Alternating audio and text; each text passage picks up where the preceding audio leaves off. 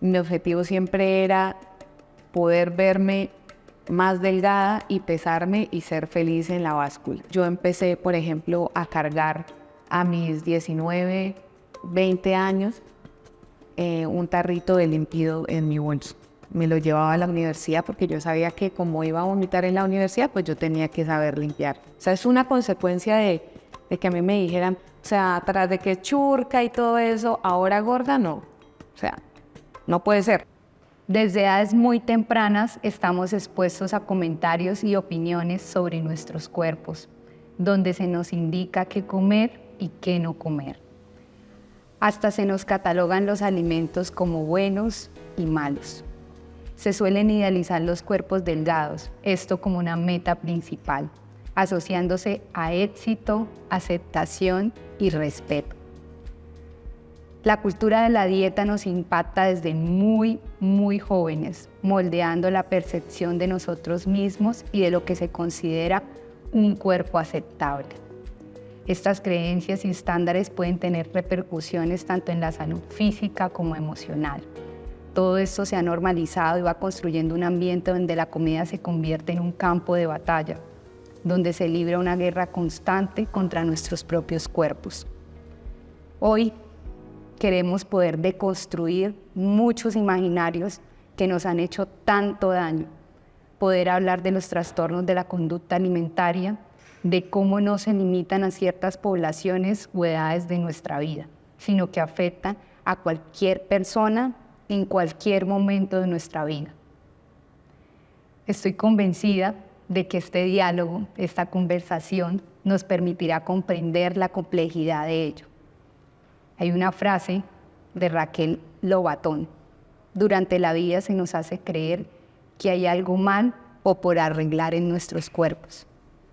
Por eso, ahora sí, bienvenida. Hoy tengo el privilegio de estar con María, una mujer que ha enfrentado un TCA. Bienvenida, María. Gracias por tocar las puertas de Blanco Negro, por querer compartir tu historia con el mundo. En realidad, desde que nos conocimos, yo dije, wow, debes estar aquí en este momento conmigo. Gracias. Silvia, a tu equipo, a la comunidad que has gestado, un saludo y esperemos que esta conversación derribe muchos mitos y construya realidades justas. Así va a ser y estoy completamente convencida de esto. María, empecemos por los inicios. Para ti, ¿cómo fue identificar que tenías un TSA? Porque suele ser difícil llegar a identificar lo que pasa, ¿no? Sí. Cuéntame un poco, desde esos inicios, ¿hace cuánto? ¿Cómo ha sido el proceso? Ocurre cuando, uno, tengo mareos, desmayos y tengo reflejos de deshidratación bastante grandes. Pero ya en todo el proceso de psicoterapia y el proceso médico como tal, pues me doy cuenta que el TCA que yo tenía primero inició con un trastorno por atracón.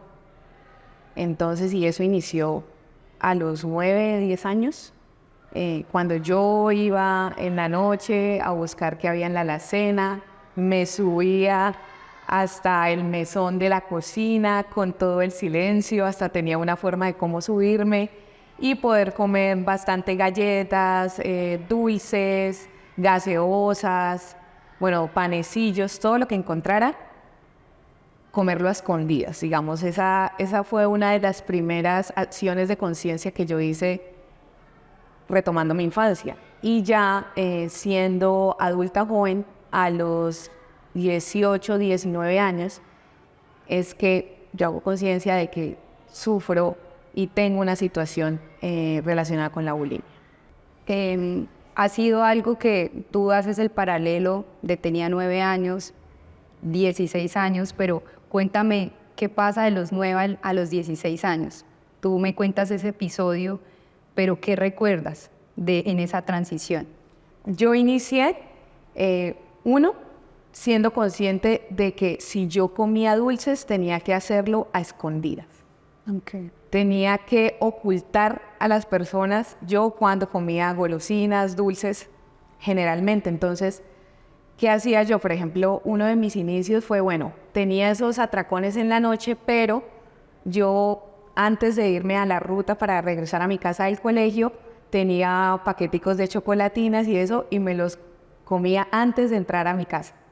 Porque nadie, entonces me escondía detrás, literalmente detrás de una palma o detrás de un árbol a comer y ya poder llegar a almorzar. Entonces, esos eran como situaciones de atracón.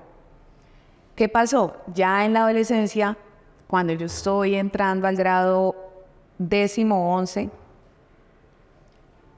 yo estaba corporalmente en una situación de obesidad y ya ahora comprendo cómo no pude cuestionar eso. O sea, no pude cuestionar todas esas ideas que me decían, es que usted es obesa, es que usted es gorda. Y yo inicio a cambiar mis conductas alimentarias, dejando de almorzar, ¿sí? Dejando de comer en los descansos. Y yo lo veía como algo positivo. Entonces yo empiezo a botar el almuerzo, a regalar el almuerzo.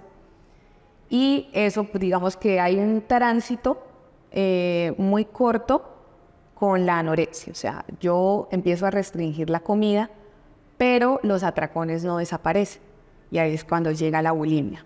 Entonces, cuando yo digo, bueno, pero yo puedo comer todo esto y no voy a sentir culpa después porque lo puedo vomitar, puedo hacer una purga, puedo hacer ejercicio en exceso.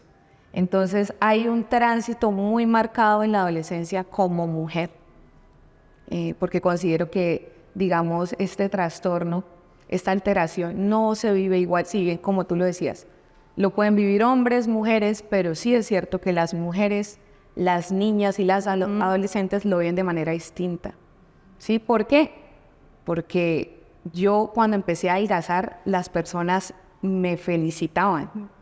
Me decían, uy, ¿cómo estás de cambiada? Aparte, mira, te alisaste el cabello. Para mis 15 años me decían que estaba adelgazando, que me veía preciosa, que se notaba que yo estaba queriendo más mi cuerpo. ¿Y qué pasa cuando pues un hombre está bastante delgado? Le dicen, bueno, no, le toca hacer ejercicio, le toca comer mal, tienes que... Entonces, hay una situación distinta en la bulimia cuando eres hombre, cuando eres mujer, cuando eres adolescente. Entonces, realmente sí considero que la bulimia en ese tiempo y los trastornos de conducta alimentaria fueron una consecuencia de la opresión que da el género, como que me dio el género como mujer, como adolescente. Y hay algo muy importante que tú hablabas y es cómo en nuestro mismo entorno, sin querer queriendo, como dirían, hace ese peso diciendo, porque cada vez que dicen, oye, siempre los comentarios tienen que ser, estás delgada, estás bonita, la mamá, "Ay, pero cómo has bajado, la nonita, tienes que engordar más, la veo, o está bonita porque está más delgada o más... Sí. Siempre van esos comentarios y cuando hay ese problema, entonces eso es como la gasolina, ¿no? Porque si estás en el momento donde dices quiero verme diferente y la gente empieza a probarlo, que fue lo que tú uy, no, estás mejor, te ves mejor, realmente ahí es donde viene el declive, ¿no? Bueno, María, 16 años, ya nos contaste pues la historia, tú decides en ese proceso, tus papás te acompañan, estaban enterados de lo que tú vivías, como tal, ellos empezaron a notar las conductas de su primo, la comida, ya no como, hago ejercicio, el tema de la bulimia, cómo no se dan cuenta o cómo ellos están ahí, porque un papá, ¿cómo lo asumen, no? Ok, bueno, antes de darte esa respuesta y complementando lo que decías, también creo que el sistema médico es lascivo con los TCAs, con las personas que transitan estas condiciones, variedad de condiciones, porque normalmente hay una restricción de poder dialogar con el paciente, sino, bueno, ¿cuánto pesas? ¿Cuánto mides? Y la visión pesocentrista es, ¿Cuánto? a mí me dijeron, usted tiene que bajar 15 kilos a los 16 años, más todos esos comentarios.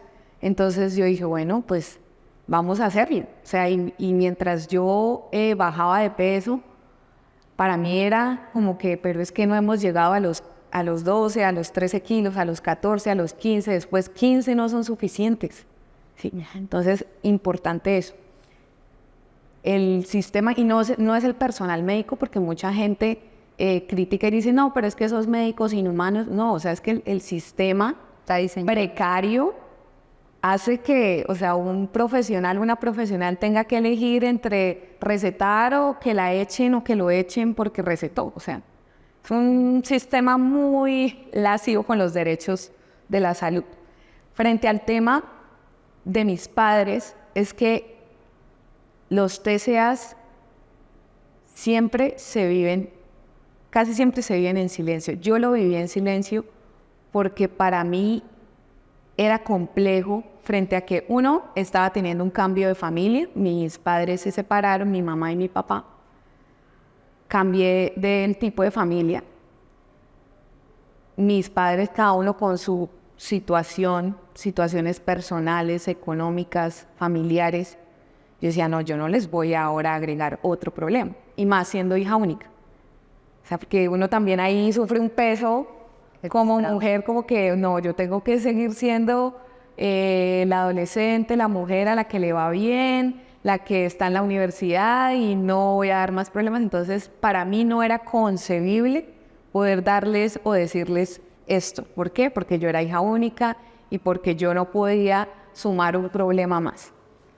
Entonces, ¿qué pasó? A mí el trastorno de conducta alimentaria se me volvió un ritual, yo lo llamo así, de mentiras. Entonces, ¿ya almorzó? Sí.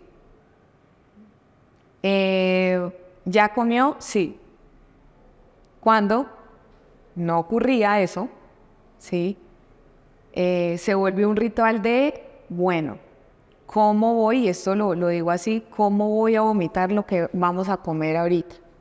Si salimos a comer, ¿cómo voy a hacer que no escuchen mis vómitos? ¿Cómo voy a hacer que no se den cuenta que yo boté el almuerzo o que lo regalé? ¿Cómo voy a hacer para pasar de pronto esta invitación e inventarme 1000 cosas? ¿Sí? ¿Cómo voy a poder salir, compartir, pero realmente que nadie se dé cuenta de XY conducta, todas estas conductas? Entonces, realmente es una carga muy alta tener que ocultar esto al medio familiar. Hace un momento mencionabas, dijiste algo que me llamó la atención, pero estabas terminando la idea. Decías, tenía un ritual de mentiras, ¿sí? Y nos contaste algunas de las cosas que hacías, pero podrías compartir con nosotros más allá del ritual que había. Bueno, pues porque todo se vuelve como un proceso, una conducta. Entonces, para el tema de comer por atracón, ¿cuál era el ritual? Entonces, esperar a que mis papás estuvieran lo suficientemente ocupados, esto cuando yo tenía 9, 10 años, que estuvieran lo suficientemente ocupados para poder ir a la tienda, escaparme a la tienda y comprar rápido con las moneditas que habían por ahí, un vasito de moneditas en la calle, y decían, y estas monedas sí se acaban rápido. Pues era yo yendo a comprar dulces a escondidas. Entonces, un poco eso como para ocultar que ellos no me vieran comiendo. ¿Cuáles eran los otros rituales? Botar los dulces, los papeles de los dulces, no los iba a botar en la cocina, en la caneca de la cocina, sino en el baño, porque pues ahí, ¿quién va a imaginar que alguien está comiendo en el baño? ¿Listo? Otro ritual se vuelve el tema para mí del almuerzo. Fue algo tormentoso en todo mi proceso con TCA. ¿Por qué? Porque uno inicié botándolo, entonces botaba la comida y para mí eso era un alivio como, ya, no tuve que almorzar y mañana probablemente tenga 800 gramos menos de peso. Pero cuando ya inicio el tema purgativo, que es uno con el vómito, entonces tengo que aprender a limpiar el baño. Tengo que aprender a que los bordes no queden oliendo a vómito, que el baño no quede oliendo a vómito, entonces vamos a trapear. A mí al principio me daba muchísimo asco, o sea, porque eso es algo de lo que nadie habla. ¿Sí? O sea, es una conducta supremamente pesada psicológicamente, de poder inducir el vómito, de poder decir, me ensucié la ropa, tengo que aprender a vomitar bien. No se me puede ensuciar el pantalón y eso, entonces, nada, cuando yo vaya a vomitar, si lo hago en mi casa, lo hago con ropa que yo pueda lavar rápido o con la ropa con la que yo no vaya a salir. Entonces, son esos rituales. Segundo, el tema del ruido. Para mí era muy importante conocer qué cantidad de ruido yo podía hacer vomitando. Que tenía, o sea, todo un proceso de entendimiento de si es en el baño de arriba, si es en el baño de abajo, si alguien está en la sala me escucha. Yo pasé, como te comentaba, yo pasé de cambiar del tipo de familia y yo pasé de vivir en una casa de 2 pisos, esquinera, grandísima, a un apartamento con mi mamá. Y eso fue cambiar ese ritual y entender, bueno, entonces acá, ¿cómo va a ser? Entonces, no vamos a poner música, vamos a poner música dura. No, pero es que de pronto cuando vomito o me induzco este vómito, hago mucho ruido, entonces de pronto lo tengo que hacer es en las noches y poder comer en la noche, porque a las 12 o 2 de la mañana pues, es menos probable que me escuchen. No es que, o sea, esto es explícito, pero hace parte de poder hablar lo que nadie quiere hablar. No, y puntualmente yo llegué a decir, no, es que el inodoro hace mucho ruido porque se escucha bajar el vómito, ¿sí? Como cuando cae algo en el agua, entonces hagámoslo en un balde, arrodillada en el balcón. Entonces todo esto hace parte de ese ritual y ese peso que tú cargas, o de decir, bueno, llevémonos el balde entonces a la habitación para que no se escuche tanto y ponemos la música. Yo desde pequeña también es algo que descubrí, y es que yo me comía muchísimo las uñas. Y cuando inicio esos temas purgativos, pues para mí era imposible tener las uñas largas. ¿Por qué?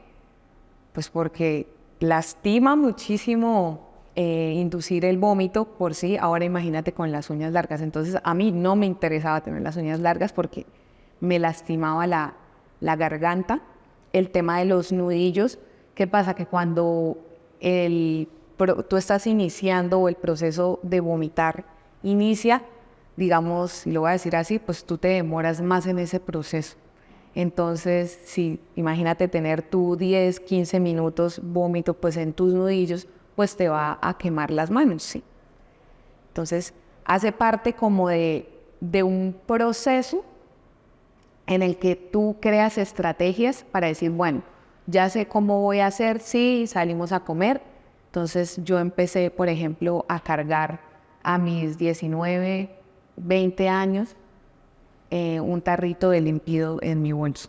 Me lo llevaba a la universidad porque yo sabía que como iba a vomitar en la universidad, pues yo tenía que saber limpiar estos baños. Elegía qué baños eran más limpios, qué usaba menos la gente.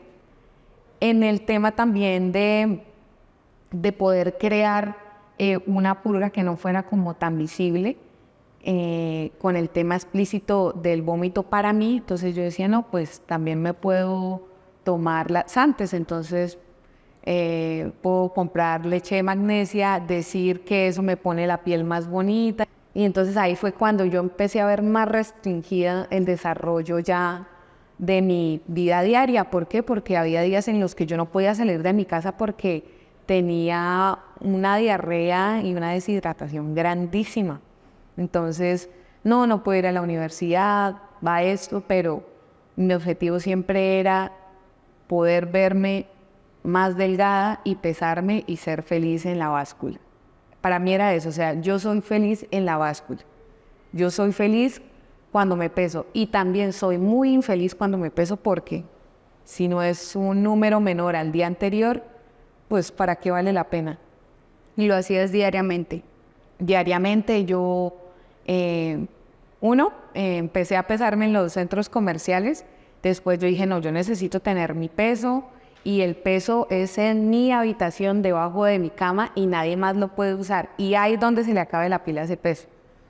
Para mí eso era elemental, o sea, yo no salía de mi casa sin pesarme, era inconcebible, tanto que en algún tiempo empecé a cargar el peso en el bolso de la universidad con el tarrito de límpido y yo llevaba 2 bolsos y variaba para saber, bueno, de pronto yo estoy cansado ahorita porque es que eso cansa.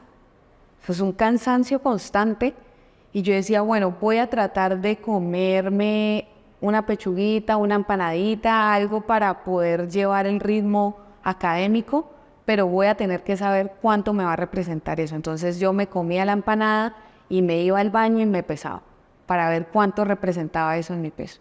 Cuando nos refieres que en el tema de universitario, el tema académico, todo esto que atraviesas, ¿qué repercusiones tiene? ¿Sí? Sí. ¿Cómo te llega a afectar en la parte académica, socialmente? Si dejas de salir, si no te permites salir, si el rendimiento, el cuerpo no da, ¿no? El cuerpo llega a un punto donde tú nos comentabas, iniciando la conversación, donde me desmayo, ¿sí? Sí. Colapsa. Entonces, cuéntanos en esos ámbitos de tu vida, cuándo empieza a afectar y cómo empieza a afectar. Bueno, como te mencionaba, pues mi historia es muy enmarcada en esa representación de ser mujer y ser la hija única. Entonces, para mí lo académico, y es algo que yo siempre me decía llorando en la habitación después de vomitar, de estar sintiendo que huelo a vómito, a ácido, y así me baño y yo siento que huelo a eso. Yo decía, esto me afectará todo, menos mis notas y menos mi academia. Entonces, el tema académico, viéndolo como de deserción, no necesariamente una mujer, un adolescente que esté atravesando, una persona que esté atravesando un proceso de bulimia, de TCA, deserta. O sea, no es un determinante. En mi caso, era más bien un refugio. Como yo decía, mi vida está tan mal, pero mis notas nunca van a caer.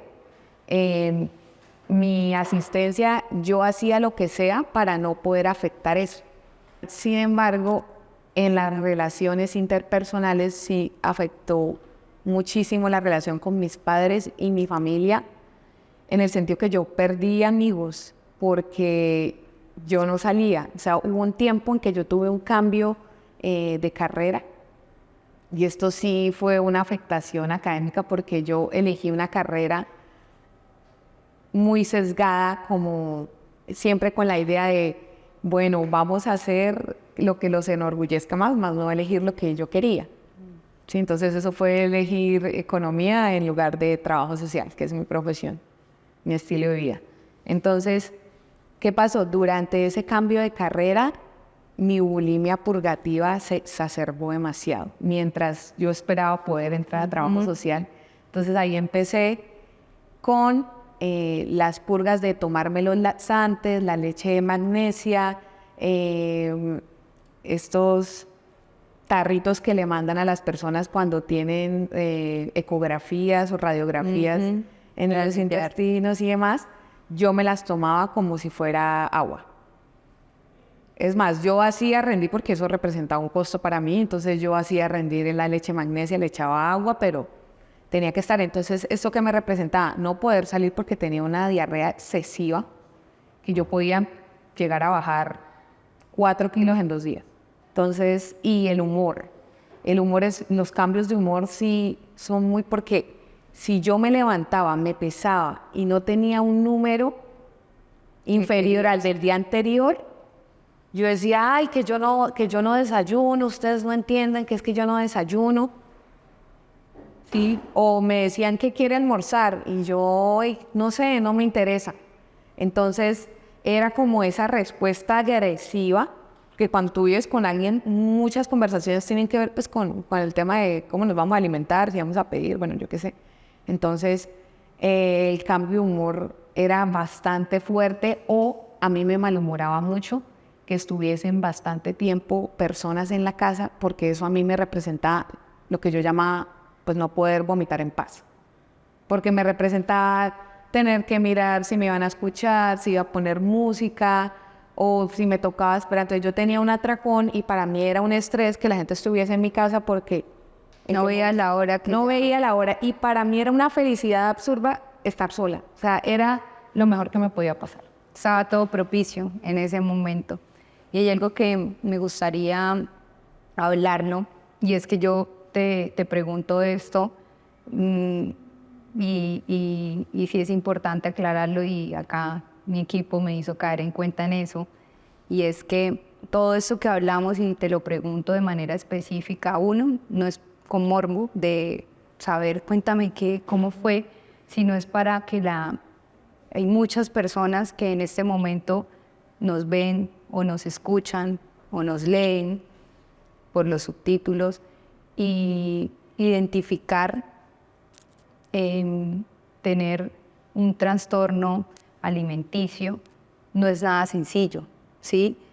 Y como estamos tan sesgados, compartir esos detalles de lo que tú viviste, estoy completamente convencida, y de esto se trata este espacio, y de poder llegar a que muchas personas que nos ven y nos escuchan puedan cuestionarse, puedan saber. Muchos padres, ¿sí? Muchos padres no tienen la información y pueden ser alertas. Lo que tú dices, la música, amigos, se alejó, estaba viendo comidas, y puede estar diciendo, wow, cuestionémonos un poco, revisemos qué está pasando. Entonces lo hacemos más para un tema, y siempre este programa, este podcast ha sido creado para eso, ¿no?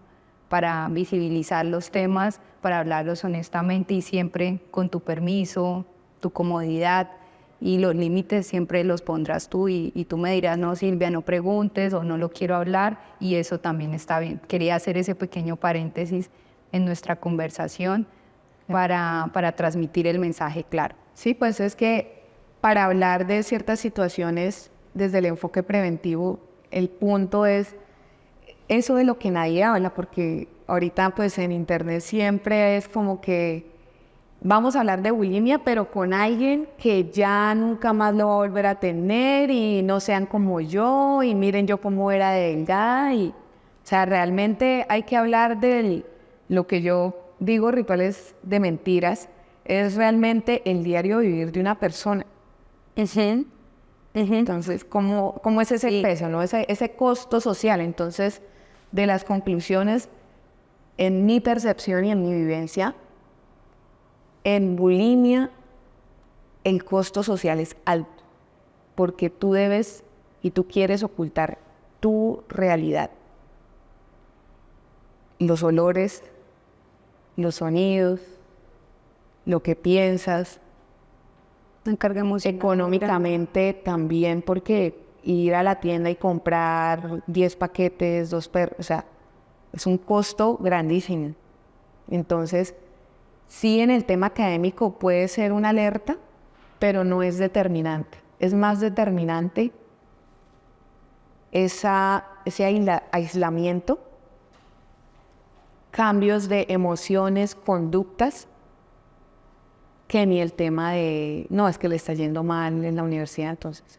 Y no sé, y eso sí quisiera que tú lo dijeras, o sea, desde el primer momento conectamos, y cuando me dices, Silvia, o sea, no estoy de acuerdo con esos finales, como de todo está bien, y eso me gustó, ¿sí? Eso fue como lo de la conversación que tuvimos inicialmente, me gustó mucho, pero quiero que nos digas cómo lo vives tú y cómo es tu percepción, ¿sí? Actualmente, ¿sí? Porque tú no lo ves como, eso lo tuve y ya no lo tengo. Entonces quiero escucharlo.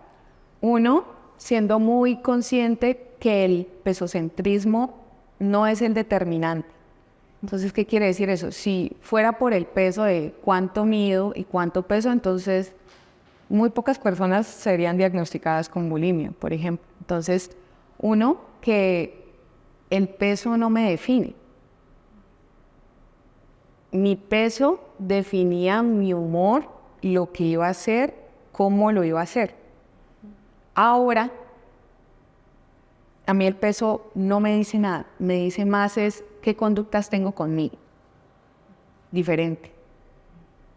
Segundo, cómo transitar o cómo entender el trastorno, la condición, la alteración, siendo crítica del entorno. Entonces, yo poder entender y decir, ¿será que si yo fuese un hombre iba a tener esa carga igual? No.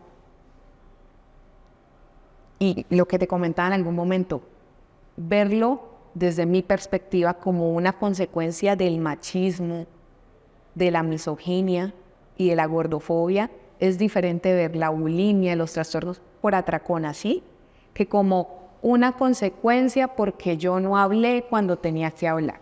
O sea, ahora yo dejo de ponerme el peso de mujer de decir, no, pero es que es mi culpa porque yo no hablé. Es mi culpa porque cuando yo tenía 9 años no le dije a mi mamá o a mi papá o a mis amigas, no, si es que yo como a escondidas, ayuden. O sea, yo me quité la carga en mí y lo entendí como una de las muchas consecuencias, así como la violencia machista, la violencia de género, los feminicidios, o sea, diferentes expresiones, pues la bulimia también es una expresión o una consecuencia de esto. O sea, es una consecuencia de que a mí me dijeran, pero es que, o sea, a usted tras de que tiene el cabello churco, en ese tiempo estaba de moda el tema del alicer y de las queratinas, entonces me decían, o sea, tras de que churca y todo eso, ahora gorda no, o sea, no puede ser. Entonces, lo transito así, como una acción crítica, y entenderlo así te quita la culpa y te permite realizar acciones o tener hábitos sostenibles para que tú puedas tener un bienestar. ¿Tú decides tomar psicoterapia y seguir un proceso? Sí, realmente ahí fue cuando la importancia del apoyo familiar, de la conexión con mi madre, que era la persona con la que yo convivía, que me dice, bueno, ella ve las consecuencias y ya se da cuenta de los rituales de mentiras que yo tenía, del efecto que estaba haciendo en el insomnio. Pasa la situación de mi desmayo, también una situación detonante, porque lastimosamente las mujeres que tenemos TCA contamos mayoritariamente, o en mi experiencia cuento, es cuando ya es una situación insoportable, más de lo que ya era, y es que yo decido tomarme 10 pastillas adelgazantes y esto me provoca una taquicardia, un ataque de pánico, y ahí es cuando ya entra mi madre y su pareja a escucharme y a decirles, miren, es que yo estoy así delgada porque tengo estas conductas. E inicio con psiquiatría. Y acá hay una crítica que yo realizo, y es que el acceso a los tratamientos que yo he tenido es por el acceso económico que tenía y que tengo en este momento, que tienen mis familiares, que tiene mi pareja, que tengo yo. Y el servicio de salud no fue garantista, no fue respetuoso con mi dignidad como mujer en una situación de TCA. Entonces yo digo, o sea, si no tenemos ese acceso económico a poder pagar una cita de psiquiatría, que no, en ese momento eran más de 300,000 pesos. Actualmente más de 500. Actualmente más de 500, en poder decir, bueno, vamos a buscar una psicóloga que nos acompañe en esto, una psicóloga que tenga y que tenga la posibilidad, por decirlo así, de decir, bueno, en esta sesión vamos a trabajar también con tu familia, con tu mamá. Y realmente en el sistema de salud, en las EPS y demás, La terapia familiar es algo que no existe. No existe. No existe Ni siquiera la individual. ni siquiera la individual. Entonces, tener todo ese proceso de acompañamiento sí es importante y es un proceso integral, porque no es solamente como que te den pastillas de dormir y ir al psicólogo, sino es un acompañamiento con nutricionista que no tenga ese sesgo pesocentrista en el que el índice de masa corporal Eso está nos ya. va a orientar y cuidadito usted llega a comer esto y me cuenta cómo le va en 2 meses, sino que realmente sea un proceso de concienciación y de apropiación, que esto se transita porque como tiene múltiples causas, múltiples factores, pues tiene múltiples acciones para llegar a esos hábitos o a esas acciones que no dañen tu cuerpo, no dañen tu salud mental. Entonces, realmente ha sido una acción o una visión, no solamente en entender que hay diferentes ramas médicas que pueden ser apoyo, sino que también hay diferentes visiones y ahí es cuando llega el feminismo a abrirme esa puerta de entrada y para poder obtener la visión que tengo ahora sobre el TCA, la bulimia. Y dentro de eso, pues concluir y decirle pues a toda tu audiencia, a toda la comunidad de Blanco Negro, que como lo dijo una autora, Margarita Pisano, no dejemos callar esa rebeldía y no entender la rebeldía como simplemente movilizarnos en una marcha, tirar piedras, sino realmente la rebeldía es poder hacer acciones que no siempre le sirvan al patriarcado o al machismo. Esa es la rebeldía con la cual yo quise ver mi bulimia, mis trastornos por atracón, poder entender, cuestionar, quitarme la culpa, dejar de decir, no, es mi falta de voluntad, ay, es que soy desagradecida, soy infantil a mis 25, 24, 26 años, y poder decir, no, la rebeldía va a ser cuestionar esas acciones, buscar ese acompañamiento, porque yo no tengo que alcanzar una dignidad una posibilidad, una aprobación para poder tener ese acompañamiento, sino yo ya soy digna, ya tengo esa libertad, ya tengo esa dignidad, yo nací con dignidad, porque soy mujer, porque soy persona. Entonces esa es como mi reflexión, o sea, no callemos esa rebeldía de cuestionar todas las situaciones que nos atraviesan. Gracias, qué mensaje tan hermoso y estoy completamente segura que les llegará a todas las personas que en este momento nos están viendo y escuchando, y agradecerte a ti por estar, por hablar abiertamente, por contar tu historia, porque desde un principio nos dijiste podemos hablar de lo que sea, porque siempre somos muy respetuosos y este es un espacio seguro, siempre vuelvo y lo repito porque realmente es así y espero que haya sido un espacio cómodo para ti también. De aprendizaje, de construir y construir. Perfecto, así es. Muchas gracias y chao.